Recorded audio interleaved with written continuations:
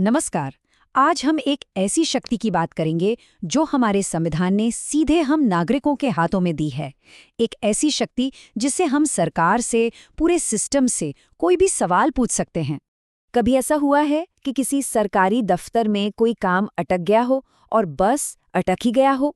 फाइलें हैं, चक्कर हैं, बस कोई जवाब नहीं है। मतलब एकदम बेबस सा महसूस होता है ना? जरा सोचिए, क्या हो अगर इस पूरी लाल फीताशाही के ताले को खोलने के लिए एक मास्टर चाबी हो, एक ऐसा टूल जो हमें सीधे जवाब दिला सके। और देखिए, यही तो लोकतंत्र का असली मतलब है।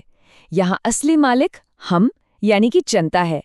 सरकार हमारे लिए काम करती है और एक मालिक होने के नाते हमें यह जानने का पूरा हक है कि हमारा काम कैसा हो रहा है।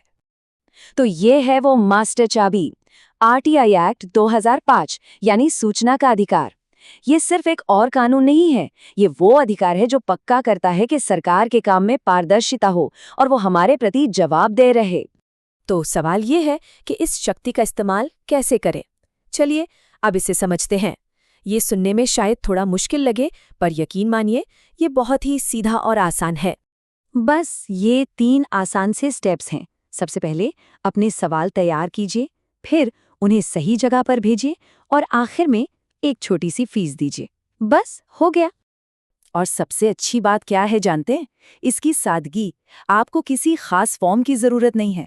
एक सादे कागज पर हाथ से लिखकर भी अर्जी दी जा सकती है। और अगर गलती से गलत डिपार्टमेंट में भेज भी दिया तो भी कोई टेंशन नहीं।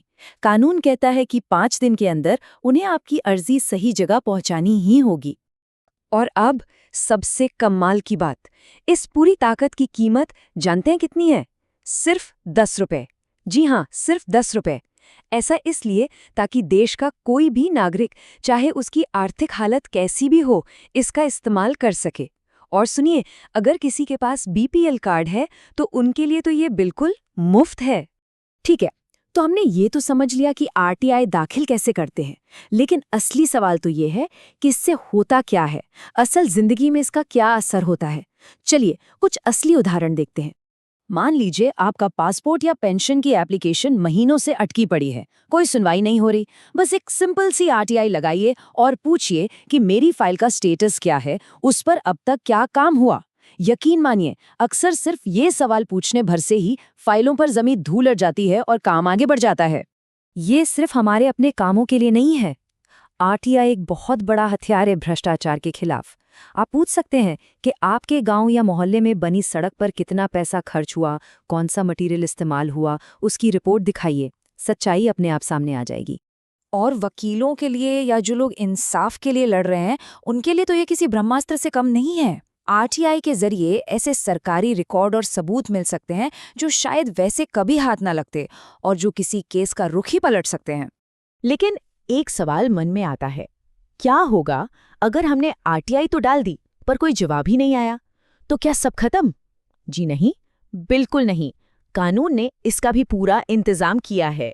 ये टाइमलाइन देखिए, अफसर को 30 दिन के अंदर जवाब देना होता है। अगर नहीं दिया तो आप उसी डिपार्टमेंट के एक सीनियर अफसर के पास पहली अपील कर सकते हैं, और अगर वहां से भी बात नहीं बनी तो आप सीधे सूचना आयोग जा सकते हैं। और यहीं पर ये कानून अपनी असली ताकत दिखाता है।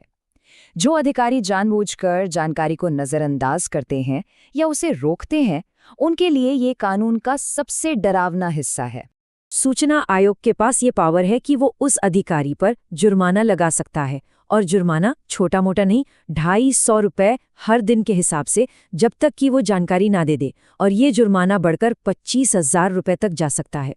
और ये बात इस कानून को सच में असरदार बनाती है। ये जो जुर्माना है ना, ये सरकारी खजाने से नहीं जाता। नहीं, ये सीधा उस अफसर की अपनी सैलरी से, उसकी अपनी जेब से कटता है।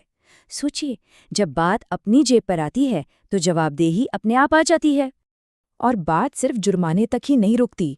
आयोग उस अफसर के खिलाफ डिपार्टमेंटल एक्शन की सिफारिश भी कर सकता है।